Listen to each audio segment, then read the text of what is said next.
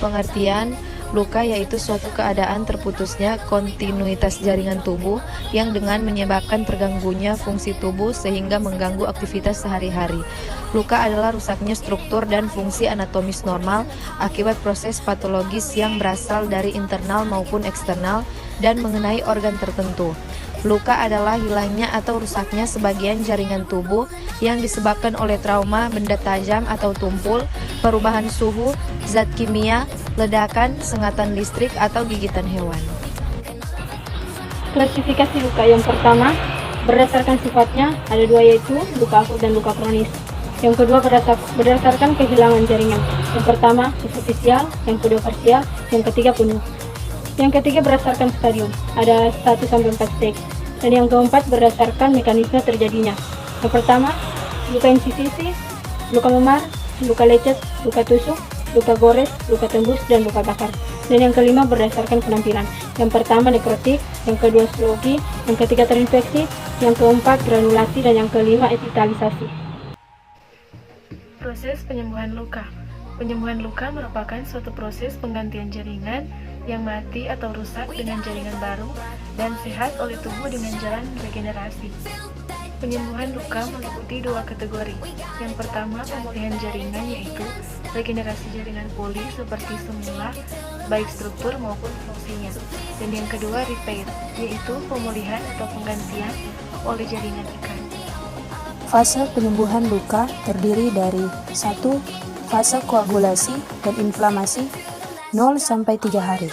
Yang kedua, fase proliferasi atau rekonstruksi 2-24 hari dengan tujuan utama fase ini 1.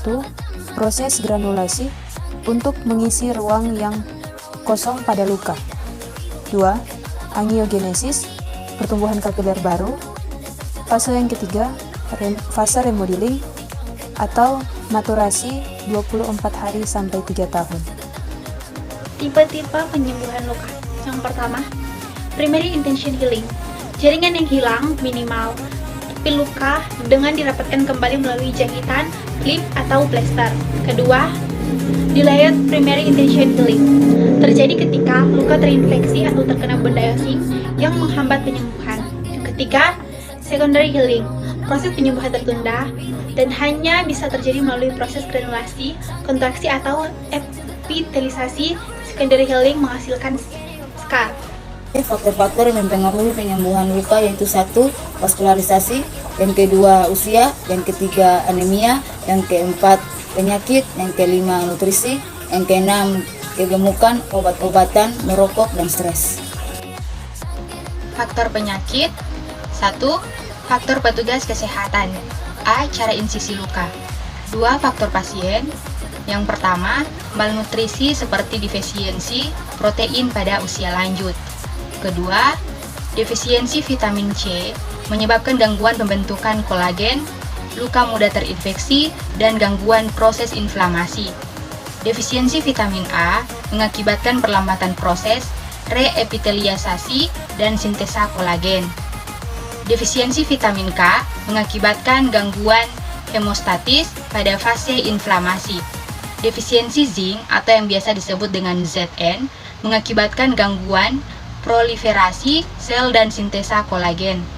Penyakit penyerta seperti DM, DUT, dan kelainan pembentukan. Obat-obatan seperti anti-inflation dari Yux. Selanjutnya adalah masalah yang terjadi pada luka. Kita lihat yang pertama, infeksi. Infeksi terjadi bila terlihat tanda-tanda seperti kulit kemerahan, demam atau panas, rasa nyeri, dan timbul bengkak. Jaringan di sekitar luka juga mengeras, serta adanya kenaikan leukosit. Yang kedua, dehiscensi. Dehiscensi merupakan pecahnya luka sebagian atau seluruhnya yang dapat dipengaruhi oleh berbagai faktor seperti kegemukan, kekurangan nutrisi, terjadinya trauma, dan lain-lain. Yang ketiga, eviscerasi. Eviscerasi yaitu menonjolnya organ tubuh bagian dalam ke arah luar melalui luka. Dan yang keempat, yaitu perdarahan. Perdarahan ditandai dengan adanya perdarahan disertai tanda vital seperti kenaikan denyut nadi, kenaikan pernapasan, penurunan tekanan darah, melemahnya kondisi tubuh, kehausan, serta keadaan kulit yang dingin dan lembab.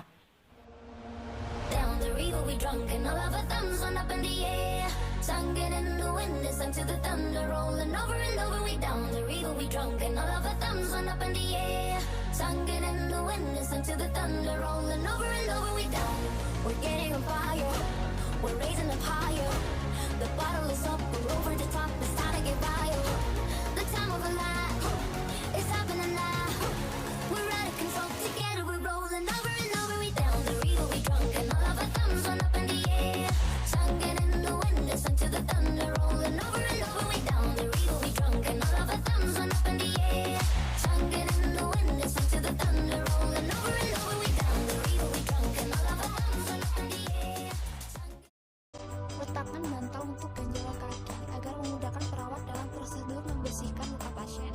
Gunakan bengkok di bawah luka dan agar perban kotor dan luka akan jatuh ke mangkuk bengkok. Selanjutnya, menggunakan handscoon sebelum melakukan prosedur. Memintalah izin kepada pasien untuk melakukan penggantian perawatan luka. Permisi ya Oma, saya mohon izin untuk membersihkan dan mengganti balutan luka. Buka ikatan perban perlahan, lalu gunakan pinset anatomi untuk mengambil perban kotor sisa-sisa dari luka kering.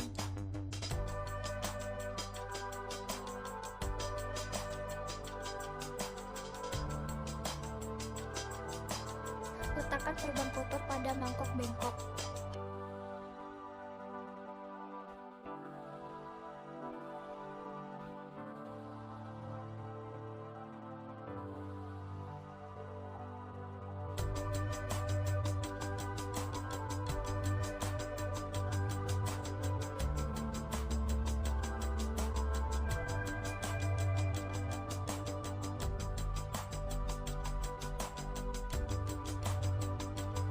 Lalu, celupkan 5 kasa cairan NaCl dan peras kasa menggunakan pinset sulcus dilanjut dengan mengelap kotoran pada luka pasien.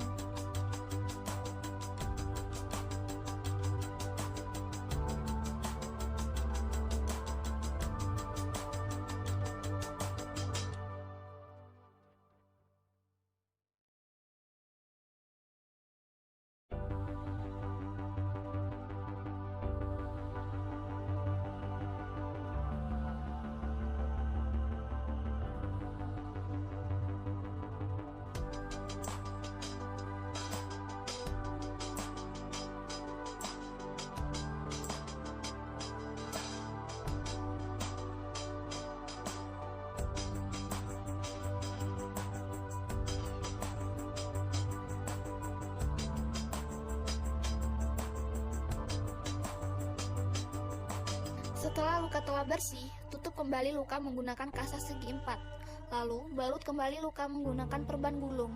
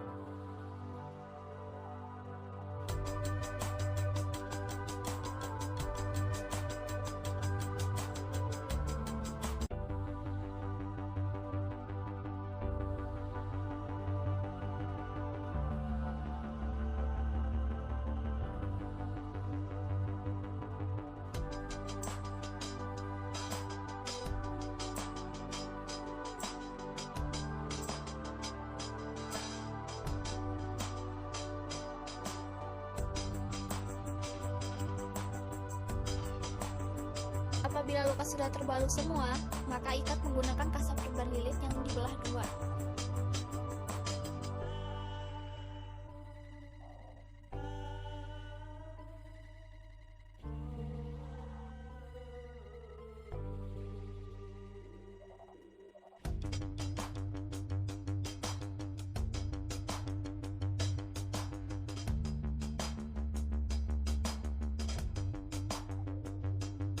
Lalu, rapikan kembali alat-alat, letakkan kembali bantal pengajar kaki dan meminta izin untuk pamit.